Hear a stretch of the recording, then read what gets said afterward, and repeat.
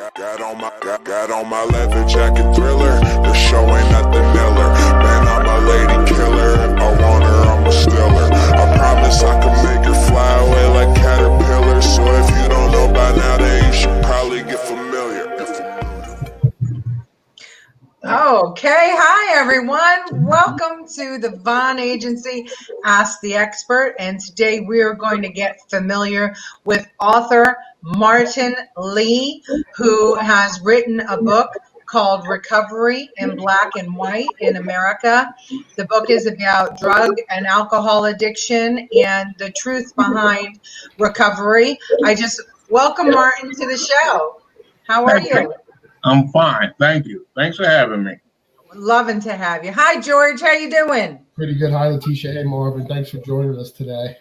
Hey, George. Have you been out to eat since the restaurants in New York have opened? Yes, I went out yesterday with Gina and Friday with Frank Morano and John Tobacco. So it almost I felt like I was doing something wrong there for a few minutes, but I'm used to it already. So I'm excited to be back in action.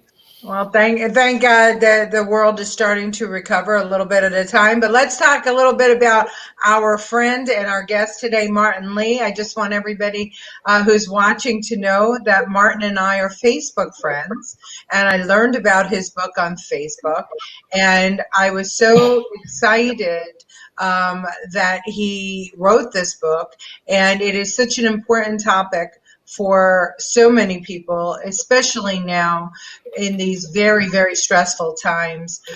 People don't realize the unintended consequences of being locked up in your house or not being able to get out and socialize, is that there are people in recovery who are overstressed and might need a little bit of help. And Martin's here today to talk to us about it. But Martin J. Lee was orphaned at 10 years old. He was born and raised in Brooklyn, New York. Yay for Brooklyn. I was raised there. I was born there too.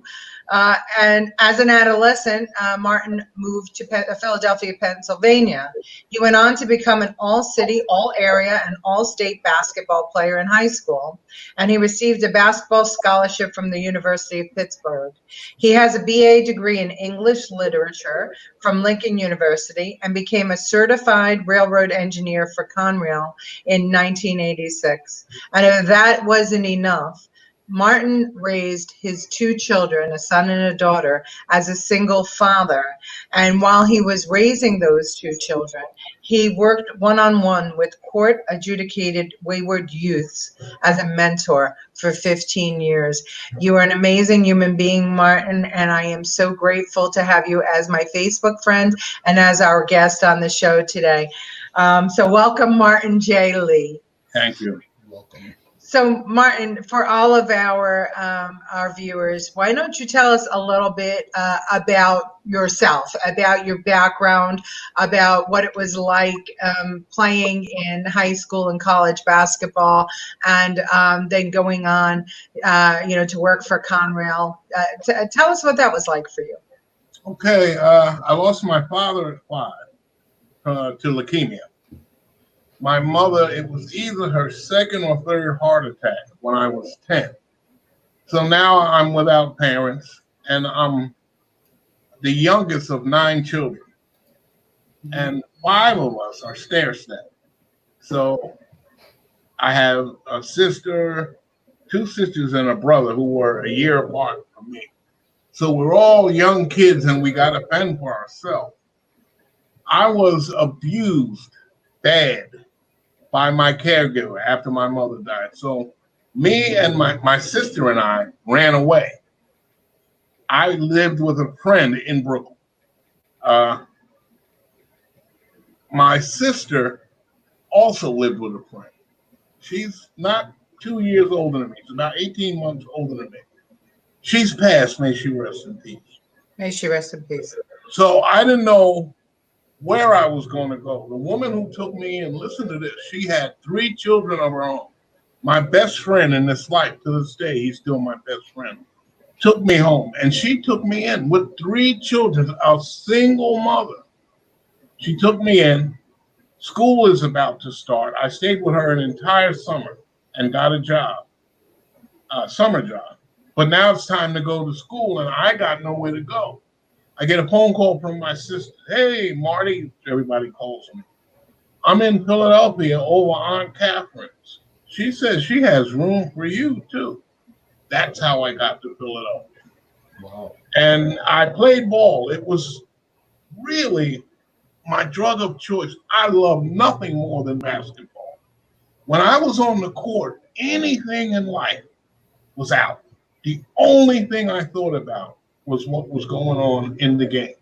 That was pure freedom. And I was a very good high school ball player.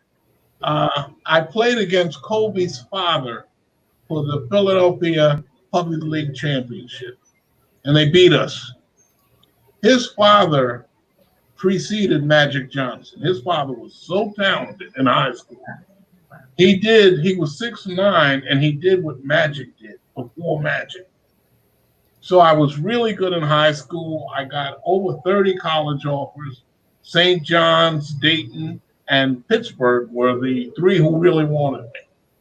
And I chose Pittsburgh because my mother's family was there, some of my mother's family. And I didn't do very well. I did very poorly. My weaknesses were exposed. And I didn't do very well. I didn't have a future there if I couldn't play ball. Yeah. So I transferred to Lincoln University. I played basketball there, but even there I didn't do very well because, like I told you before we aired, my ball handling skills were lacking for someone 6'1". I had to play one position. I'm short at 6'1". I had to play point guard, and I wasn't equipped. So nobody did anything to me. There was no political. I stunk my way out of collegiate basketball. That's what happened. I graduated. That's what I went to school for, and I graduated. And when I got out, Jimmy Carter was president. That's how long ago it was. And it was affirmative action. They had never hired African Americans to do railroad work as engineers, conductors, porters, anything else. We were the first class of engineers, 1977. And I went in training, and I never ran into racism like that. Good Lord. I mean, it was bad. Really bad. They did not want us as equals in being engineers. They didn't want us there, and they treated us like that. Let me give you a quick example. Yes, please do. When you're in training, you're called a fireman. It goes back to the old days when the apprentice had to shovel coal. He was called a fireman. He was firing up the engine. So we kept that name. You have to do whatever the engineer tells you. Kind of like being in the service. If the communication breaks down between engineer and fireman, everything is lost. Yeah. So you're pretty much at his beck and call or hers. And we had a trip. I worked freight. Conrail is freight. The only time I did passengers were in the summer months, May to August. Okay. We were hired out to Amtrak. And we were in a freight train one night, 1 a.m. We're in Bethlehem, Pennsylvania. I don't know if you know Bethlehem, but it closes down early. It's not like Brooklyn. It's not like Vegas. It closes down early. So we got there, and we're in the middle of nowhere. And the engineer, he tells me, you got to go throw that switch. You got to go throw that switch out there. So I climb off the engine. I go to throw the switch, and he took off. He took off and left me in Bethlehem, someplace I had never been in my life. And when I got back, I was suspended for job abandonment. How about that? Wow. Racism on both ends. Wow. He got off the train and he took off. That kind of stuff happened to us all the time. And it was so bad that we had a union the Latino and Black apprentices, all up and down the East Coast. We knew which engineers were racist, who not to converse with, and who you were okay with. It was only the second time in my life where African Americans really got together. The first time was at Pittsburgh. I was one of 300 students in a school of 27,000. So we all knew each other. Okay. We were less than almost 1%, Right. So we got to know each other well. And the same thing happened on the railroad. We knew who was where, who worked out of Baltimore, who worked out of DC, etc. So That was late 70s, early 80s. Late 70s into the early 80s. You have to do an engineman until you go to fireman, I'm sorry, till you go to engineer school. You go to engineer school for like 12 weeks. After you're on the job training, then you become an engineer. So when did you recognize that, or when did you start getting involved with drugs? Well, obviously, basketball was your drug of choice before, but at some point, what led you to get involved with drugs? So it's funny, when I got to Pitt, the basketball players introduced me to everything. Okay. Everything.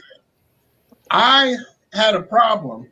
I used drugs throughout my professional career, throughout working with the railroad, the whole time. Every day I went to work, I was blasted. Every day. Wow. So it was really a problem from my 20s up until 32. A problem I didn't recognize because I was able to pay the bills and buy a house and support my children. So I didn't recognize that I had a problem, but I did. Well, especially in that time. I mean, I remember the '80s, and cocaine was free flowing, and drugs were so prevalent. They were just as as available as alcohol was. Even more. And we had the whole "Just Say No to Drugs" campaign started on about there. So it's not odd that we would have had access to drugs. But so you got involved with drugs then, and what did that do to your life, Martin? Okay. It tore it apart. It tore my life apart from the inside. I couldn't do anything else. I couldn't be a father. I was a piss poor employee, a horrible father. Being on time, what the heck is that? Trying to get somewhere on time. First thing I had to do was get some drugs in. And that's how I lived. I would get paid and plan out my drugs for the week. 7 bags of heroin Monday, Tuesday, whatever money I had left went to the house. After I planned for the week how much drug, and I couldn't buy them all at once because I'd kill myself. So I had to do a daily thing, just so I wouldn't stockpile enough, forget how much I did and overdose. So you were functional. I mean, we hear so many people who are functioning alcoholics, but we never think about the fact that there are people who are functional drug users out there.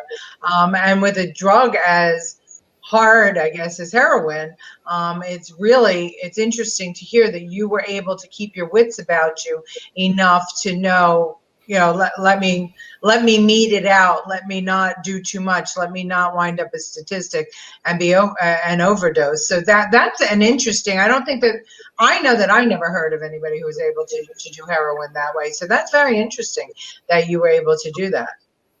Well, I had a friend, may he rest in peace, who was a heroin addict before me. As a matter of fact, the woman who took me in, my best friend's mother, Yeah.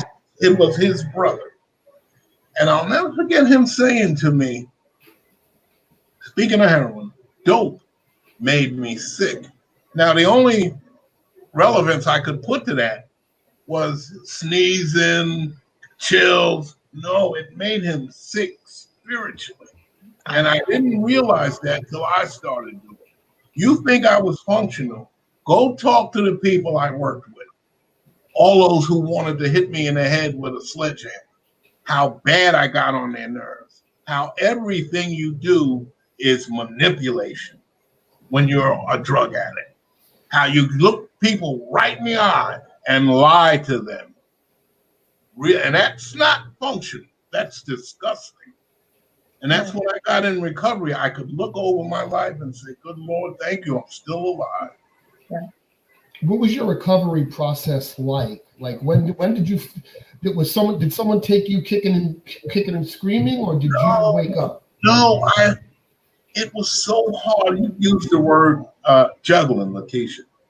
It was so hard paying bills, getting up for work, going to school, parent, teacher. That was so hard that it got to a point to where I couldn't buy any clothes. There's an old saying. I think Dick Gregory was the first one I heard say it. And he said this about black people in general, and it was me. Pay for what you want, beg for what you need. And whatever you don't get, steal. Now that's not functional. No. You know, somebody up there liked me. Somebody was looking out for me. And I firmly believe the good Lord did that because I was an orphan as a young kid. You say God takes care of fools and babies. I was both. Well, you had no example. I mean, when you lose your parents at that age, and you have nowhere to turn, it's amazing that you were able to do to accomplish what you've accomplished. I'm amazed, hearing the story that you were able to take yourself by your bootstraps and say, okay, this is hard. I don't want to do it anymore. I need to check myself. Did the union help you out at all? Did the railroad help you out? Or did you just wake up one day and say, I had enough? No union, none of them, because I was lying to them all the time. There was no honest interaction. They tried, but I wanted to get high. Even when I stopped, I still wanted to get high. I just knew I couldn't. And I need to say this, when I first started in recovery, I went to all my meetings high. I was afraid to put heroin down. I didn't want to get what's called dope sick. What is that? That's when you're doing heroin or Percocet or any what they call downers. When you're doing a drug like that, you develop a physical dependency. Okay. Dope sick it's a horrible feeling. You're nauseous. Your body aches all over. You smell because you can't stop perspiring. I don't care how many times you shower. So dope sick, I didn't want to get there because it takes 3-4 days of feeling like that to get over it. And I was afraid of that. So I was BSing myself. I do a little heroin and go to a meeting. I do a little heroin and go to a meeting. And after a while, I couldn't do that anymore. I just couldn't look myself in the mirror. And the people who were bending over backwards to help me and keep doing that, I couldn't do it no more. So I gave it up. So you just decided one day, I'm going to go. I'm done. I'm finished. And I'll tell you what that took. It took me getting on the phone, crying to people, blubbering to people. I want some drugs. I don't know what to do. People listening to me and talking me through that. And it didn't matter what race they were. And you have the same experiences physically. You feel the same. In recovery, you learn that you think the same. And all of us need each other. And that's what motivated me to write the book. That is what did it. That we all needed each other. Didn't matter what race you are. What's going on in this country is not for us. We can't be apart in this split down the middle. We can't do it. Right. We can't afford it. Right. Right.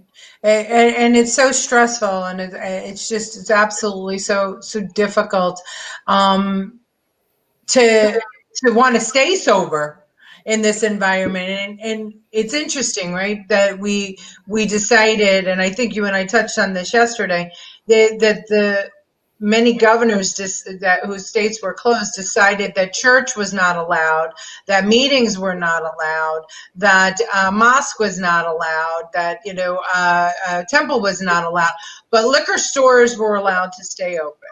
And I understand that.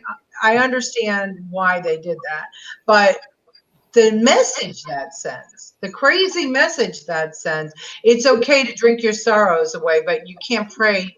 Don't go to an AA meeting. Yeah. That's also disallowed as well, which I thought Yeah. was And I, again, unintended consequences. I don't think that they understood what they were doing to some people. And for anybody that's out there that is in recovery right now, I mean, what message do you have for them, Martin? How do you stay sober in these times that are so difficult? What keeps you on track? I still have my main support group, and we talk every day. A day doesn't go by where I don't talk to 2 or 3 of them. In my support group, I'm fortunate enough to have about 15 people. The predominance are women. Most of them are married, and their husbands. She's talking to a recovering addict. They stay out of it. That's a beautiful thing. To me, they're men. When you say men, they're men. They're men. I talk to these women about everything. And what really keeps me clean, I couldn't do what I do and when I'm high. When I got high, I was inert. I couldn't write. I couldn't converse. I couldn't take care of my bills, meet my bills, my children, support a home. If I went back and I think about it, I need to say that too. The thoughts are fleeting, and it's in my book. The thoughts come and go. And take a quote from my book. Bad thoughts are like bad company. If you don't entertain them, they go away. So we have no control over the thoughts that come in our heads, but we do have control what stays there. And that's how I stay. I still think aberrant thoughts regularly, 2, 3, 4 times a week. Yeah. You're a pretty rare guy because you got yourself out of it, and that doesn't happen too often. So usually it takes extreme circumstances from an outside friend, family member, and then a whole lot of fighting. I just have a lot of respect for the path that you took. It's really, really hard to do that and just wake up one day and go, hey, no more today. I'm blown away by it. So God bless you. I'm glad you're here with us, talking to us today, and you had a chance to write that book that's going to help other people who are recovering. And Staten Island in particular is riddled with opioid problems right now, and because of COVID, we've seen a really large spike in overdoses. We've seen a really large spike in drug use in general. So what do you think we can do to quell back this spike from your perspective? Anything? That's an interesting question from my perspective. Yeah. I don't know how they're remaining clean today without the group. Could you? I couldn't have done it. Yeah. I don't know what I could have done with my belief in the Lord. But I wouldn't have want to go through it without the close. There are people in there I would see and just hug and hold on to. Yeah. I didn't want to be left to my own devices. So I needed those people. I needed the group. We have a saying in the fellowship I belong to that I can't tell you, but because it's anonymous. It's an anonymous fellowship. But we have a saying, about what you're gonna do. What are you here for? Who are you here for? And our saying is, groups don't recover. Individuals do. You gotta make up your mind what you're gonna do. You have to be willing to show yourself to be weak, vulnerable, even humiliated if staying clean is your ultimate goal. Groups do not recover. People get together, gather, and the group dynamic takes place. How nice he's dressed. Is she cute? How much? Oh, he has a job with so and so. And all of that interferes with the recovery process. You have to, the only person you know who's going to do what he's going to do is yourself. I'll never forget, my sponsor said to me, remember this. My first sponsor, a guy named Steve P. He's in Florida now.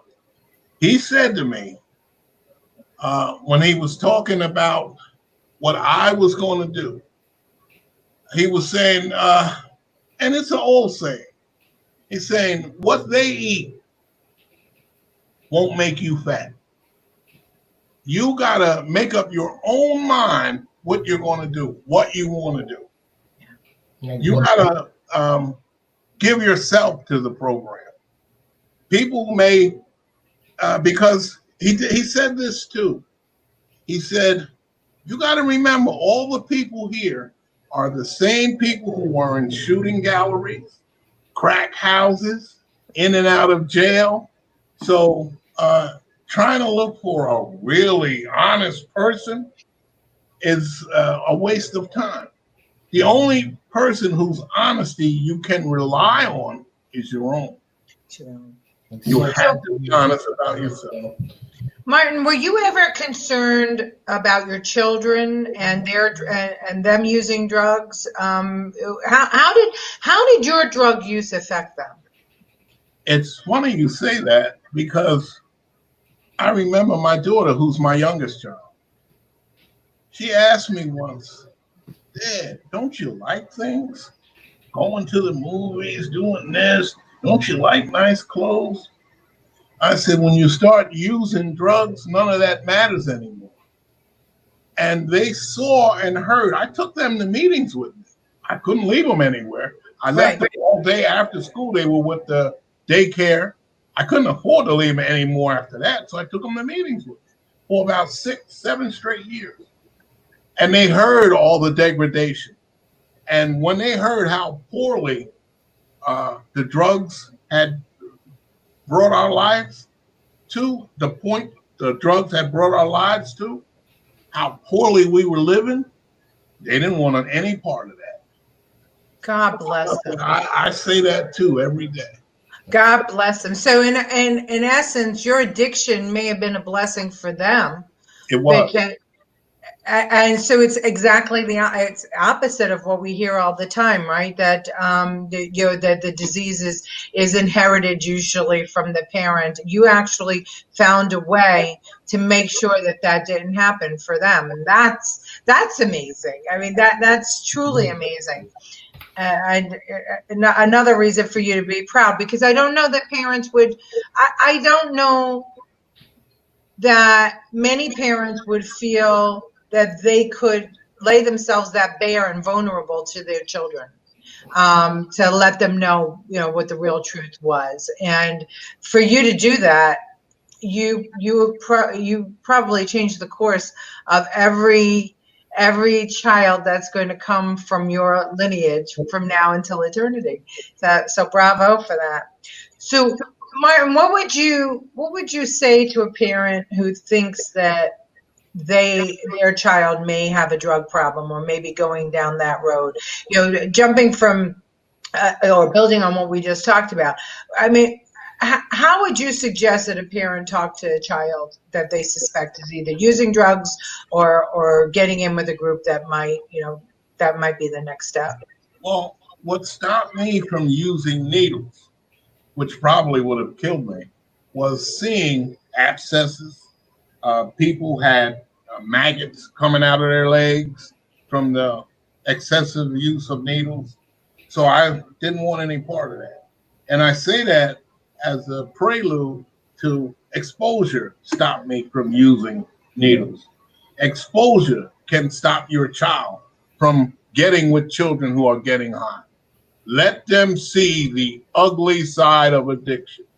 Let them see jails. Let them see people who are going to spend their whole life in jail committing a crime to get money from drugs. Expose them. Then they're going to make up their own mind. You know, what did Nietzsche, the philosopher, say? He said, you can give your children your love, but you can't give them your thoughts. They have their own. Yeah. And you can talk to your blue in the face. And I found this out with my daughters. They think for themselves. They have their own mind. You can give them everything you want and leave the rest to God. Even when they fall, give it to God. There's nothing else you can do. Yeah, that's a great quote. Yeah. Well, clearly, Frank talking and being honest, it did so much for your kids. And I always believed truly that the reason that I didn't go down the path of addiction, even though it runs very, very strongly in my family. And my mom, Jo Nastasi, joined us. She's one of our guests today, and she said that this topic is so important, and she thanks you, Martin, for coming on. Because I saw my uncles, both of them, one was in the Vietnam War and one was a little younger, and both were addicted to heroin in the 70s. And my one uncle, and everybody who's watched the show has heard this already, my one uncle, would hold a knife to my throat on a regular to get money from my grandparents to go get high. And he ultimately died of AIDS from shooting up. And I think it was seeing that always kept me mentally aware when I drank too much, and even when I experimented. In the 80s, drugs were everywhere. I was no saint. I experimented, but I was always cognizant of what it could do to me. And as you said, seeing that ugliness made a big difference for me. And I think that the parents that shelter their kids, they may be sending the wrong message, and maybe a little tough love is needed.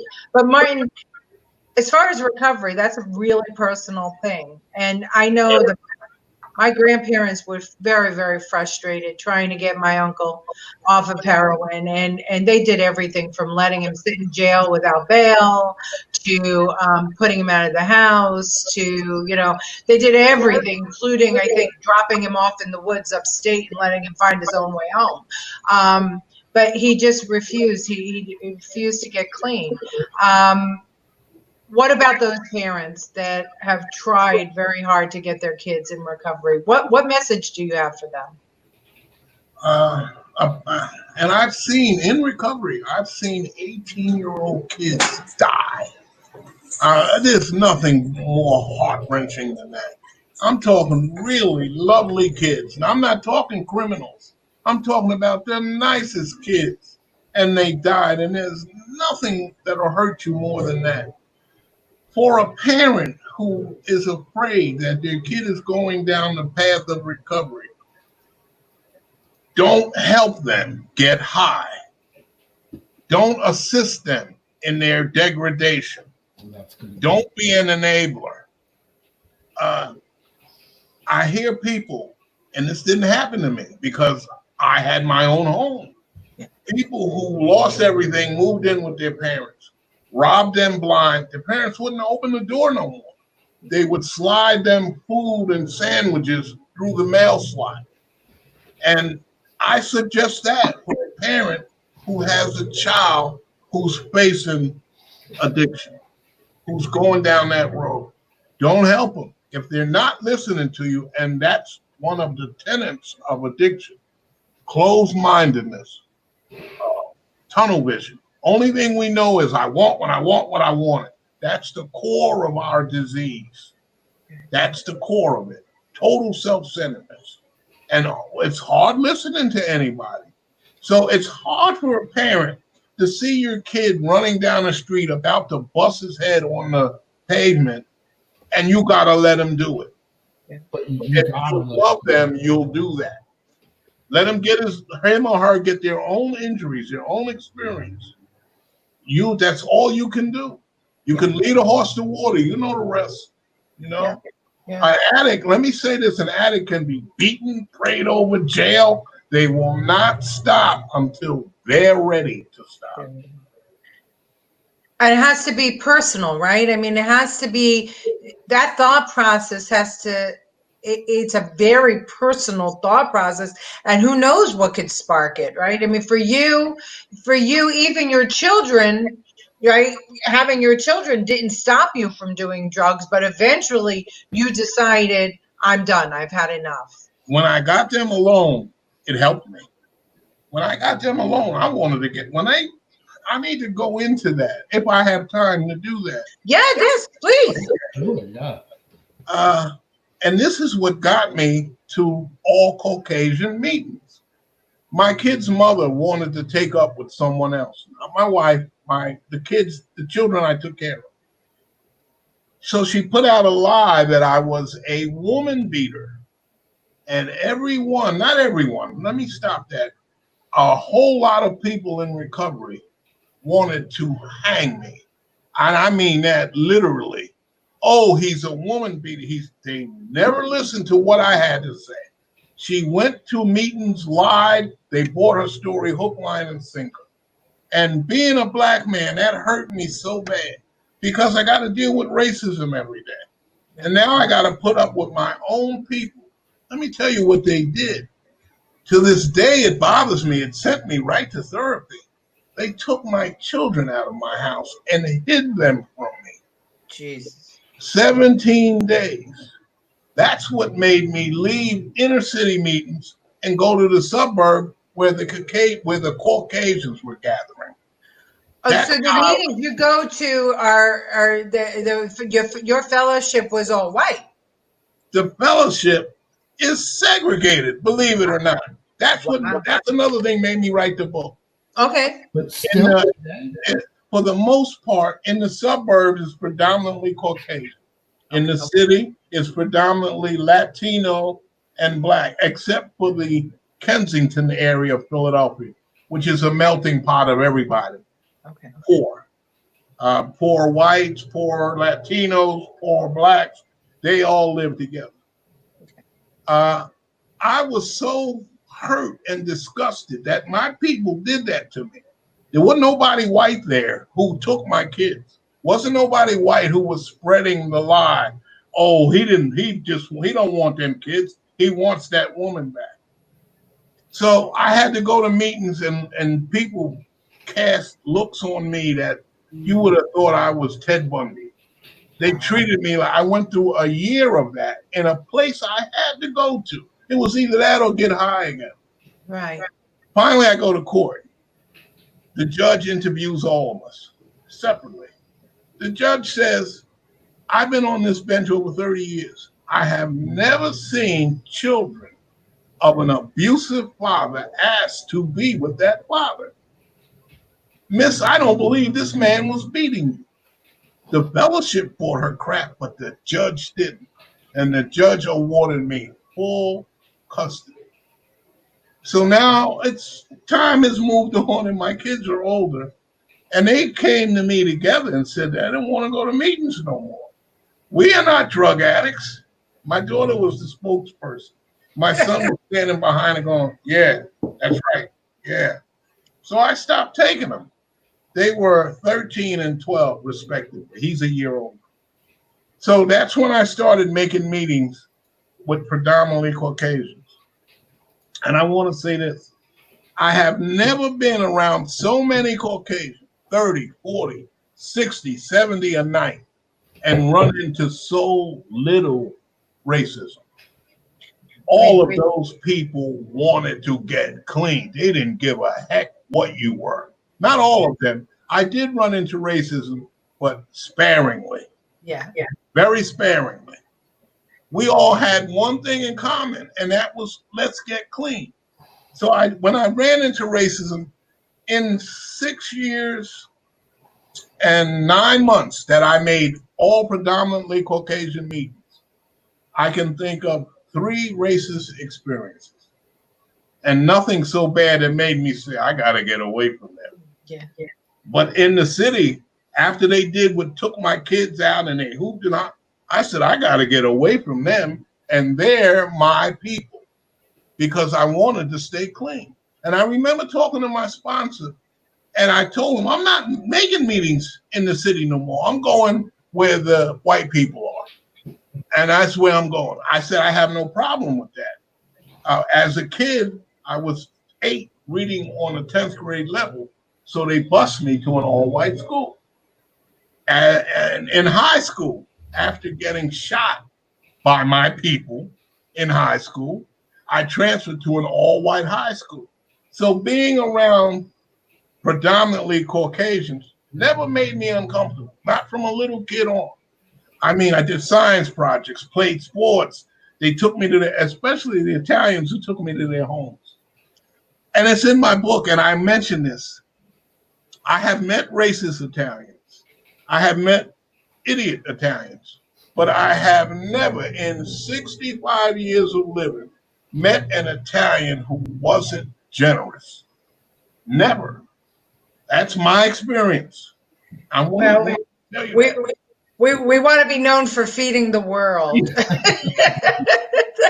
It's a thing we have. I don't know. So basically, the finding that common ground of needing to recover, of wanting to recover, was what kept you. What made you accept it, and you accepting, all of you as a group accepting of each other, and I think that, when we're talking about racism, and I know that our conversation today is about addiction, but I want to touch on the racism factor a little bit. The one thing that I guess I stress over about this divide that we have in our country right now with the Black Lives Matter and the marching and the protesting.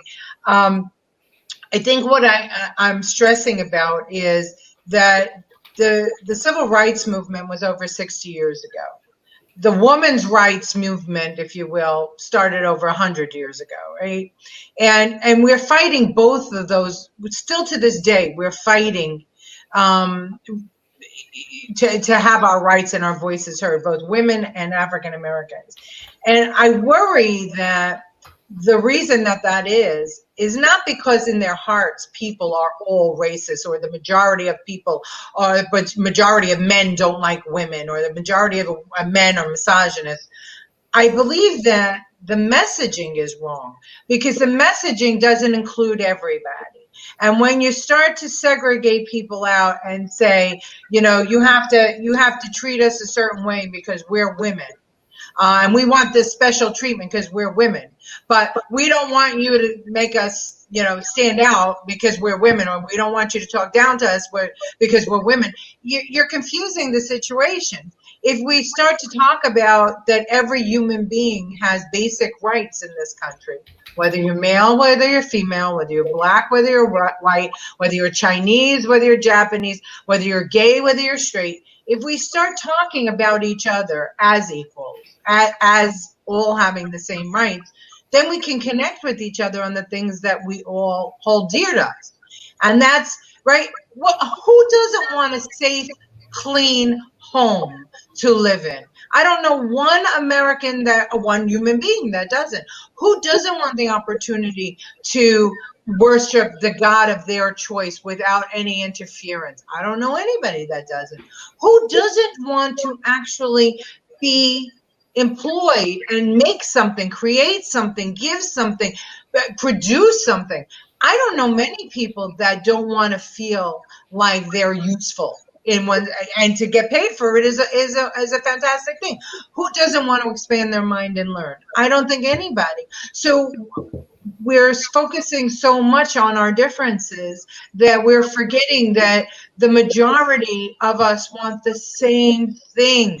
And yes, there are a bunch of assholes out there that are going to judge somebody because they're a woman, or because they're a man dressed like a woman, or because they're a man with black skin, or a man with orange skin, or a man with orange hair. There are assholes out there, but there are so many more that aren't. And I appreciate that you said what you said, Martin. And I didn't mean to get on my soapbox and speechify, but I think that was important. And I didn't know that until now. What you just told us, that you moved and you went to the suburbs to attend meetings. And I just, you're blowing me away, and it's fantastic that your story is fantastic. Now, Martin, in the primer of your book, you say that recovery programs and fellowships are helping immensely. Recovery in black and white America exposes the ignorance and the arrogance of the American society's ills that tend to interfere with the recovery process of many addicts and alcoholics. What do you mean by that sentence? What is the ignorance and arrogance? I can only go touch on it so much because I'll expose the book, and I can't give you the innards of the book. Okay. The arrogance is predominantly found in the suburbs amongst Caucasians. Okay. I've seen arrogance where it wasn't racially motivated. I'll give you an example. Young lady, and that child was so funny. She used to come, she was young, 22, 23. She had a 3-year-old child who was the noisiest child I've ever been around in my life. Oh, I couldn't get over how noisy she was. They gathered and decided to put her out, and I couldn't get over that. I said, no, you can't do that. I raised my children. I took them to meetings with me. What the people in the city did was take my kids, give them coloring books, puzzles, so that I could hear a message for that night. We got to work with her. We can't run her out of here. They ran her out. They decided they were angry that I put my 2 cents in it, and they ran her out. She got high again, lost her kid, wound up in jail. Oh. She was Caucasian. They were Caucasian. I couldn't believe they were doing it to her. I was so disgusted. Oh my God. I just couldn't get over that. Now, the ignorance is African Americans, predominantly. You'll find ignorance in the suburbs, but most of it is when we gather, the little stuff we got to go through. Are you familiar with the Willie Lynch letter? No, I'm not. George is. It was a blueprint on how to treat your slave, how to keep them at each other's throats. Pit the light-skinned ones against the dark-skinned ones. Pit the women against the men. Make them hate each other. Damn if we don't still live that way. Even with Black Lives Matters, even with all this stuff, we are still each other's worst enemy. And I found that ad nauseum in the inner city meetings in Philadelphia. There were people in Philadelphia, and I named them. I asked them, could I use your real name? Because what they did was extraordinary. I had never met no people like the ones in the city of Philadelphia. But there was so much ignorance. I had never been around so many people who couldn't read or write, who were illiterate. No one white had that problem, not one person. But I'd say a good 30% of the Black people who make meetings were either poorly educated or not educated at all. And they weren't the nuisances. They had empathy, and they had a understanding and a wisdom. Even though they couldn't read or write, they weren't stupid. They just weren't arrogant. They were docile because they couldn't articulate well. But they weren't. The ignorance was the ones who had good jobs, who wanted to look better than the others. When we gather for what's called a speaker jam, it's a show. It's a performance. Who got the best clothes on? who can scream the loudest to get their message across. It's something I dislike wholeheartedly.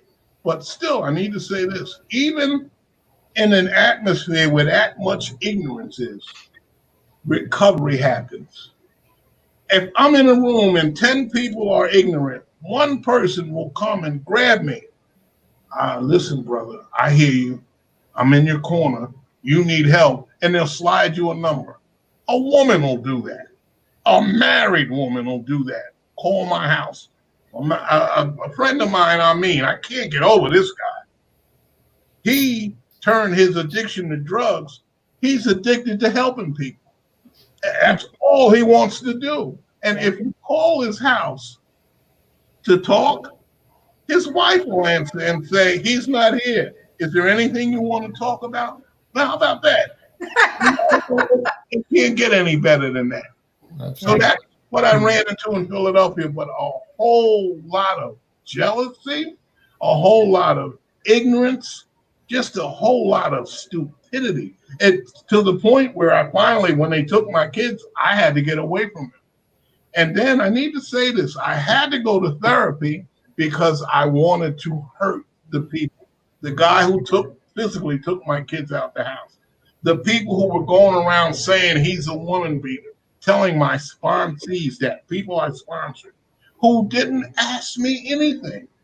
They got all the information from the woman, and her goal was to see other men.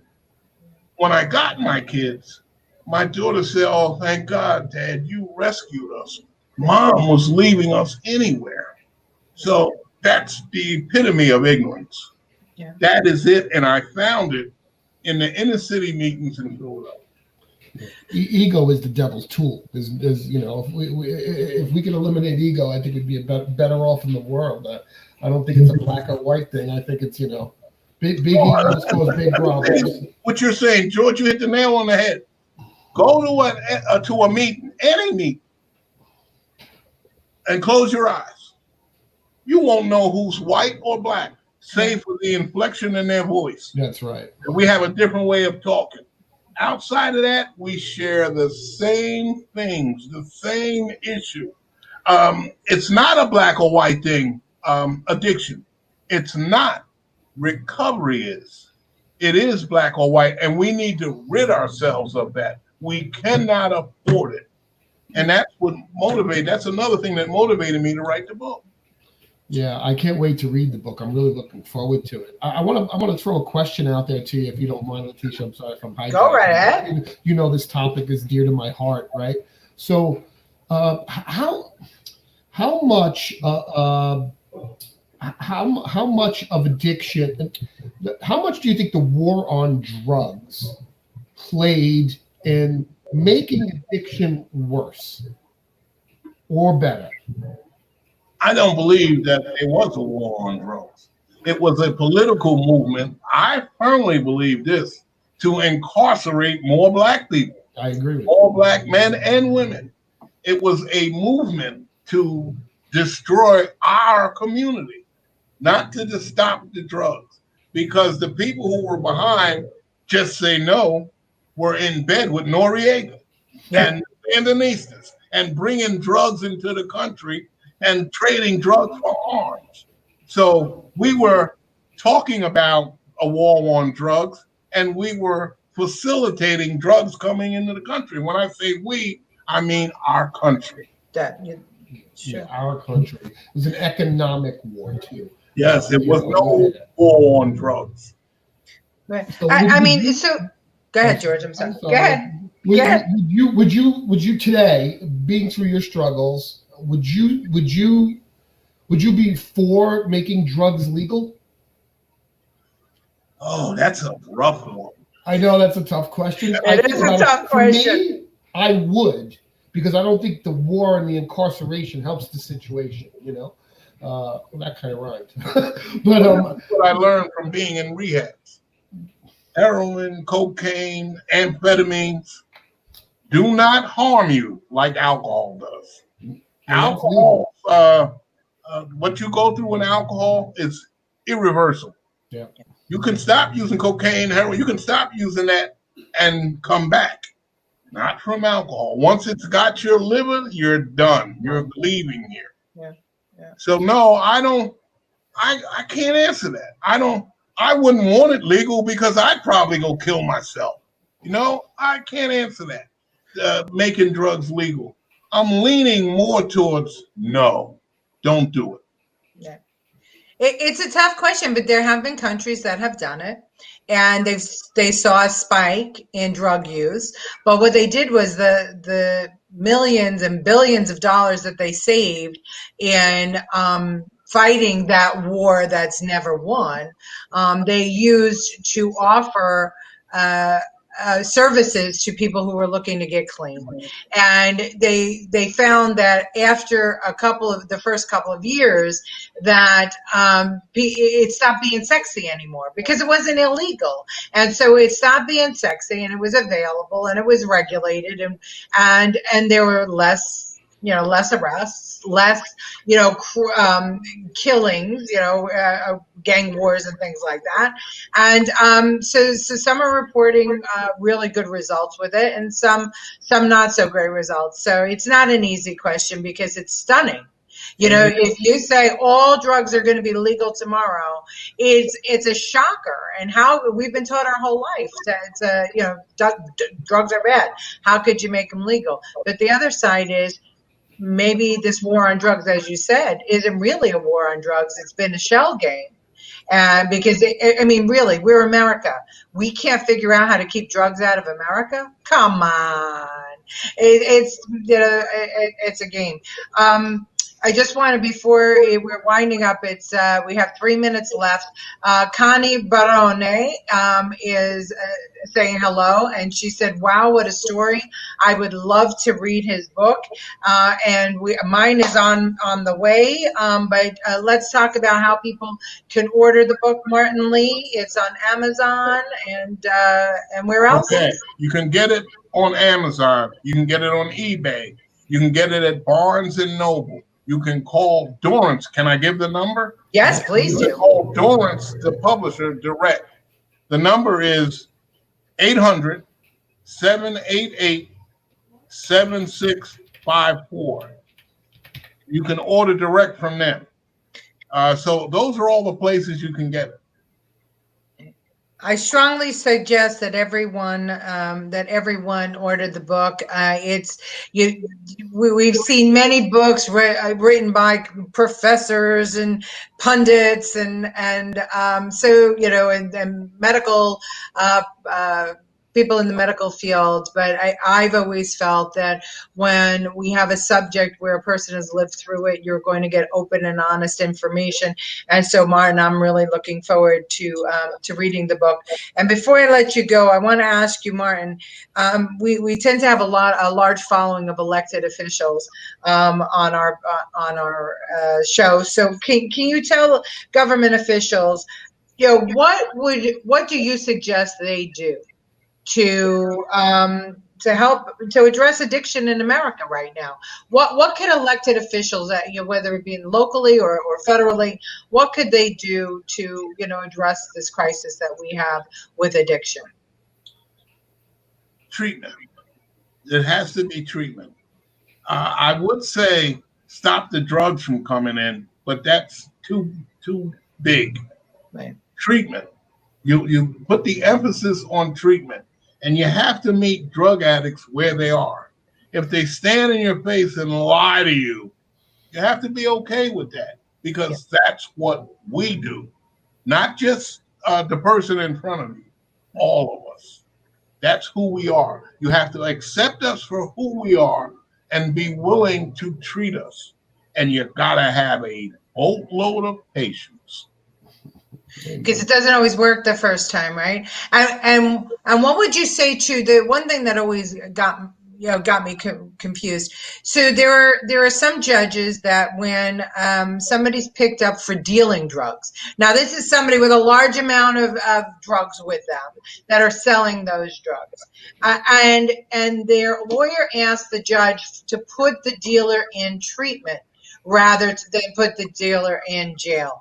Do you differentiate between somebody who is a drug dealer and somebody who is a drug addict, or do you believe they can be both the same? Having been both, no, I treat them both Okay. differently according to their level of addiction. The drug dealer may be addicted to riches. He may be addicted to hurting people. They need to be treated for what's in their spirit. But treatment for all. I sold drugs. How else was I going to get through college? How else was I going to eat? That's how I thought then. Right. Once I got into recovery, I never had to do none of that. But I didn't know that. Right. And with the grace of God, I didn't get locked up and have a 20-year sentence. God bless. God. Yes. Ladies and gentlemen, Martin Lee, Recovery in Black and White in America. You can get it on Amazon. You can get it on Barnes and Nobles. You can get it on eBay, and you can get it on Dorrance Publishing.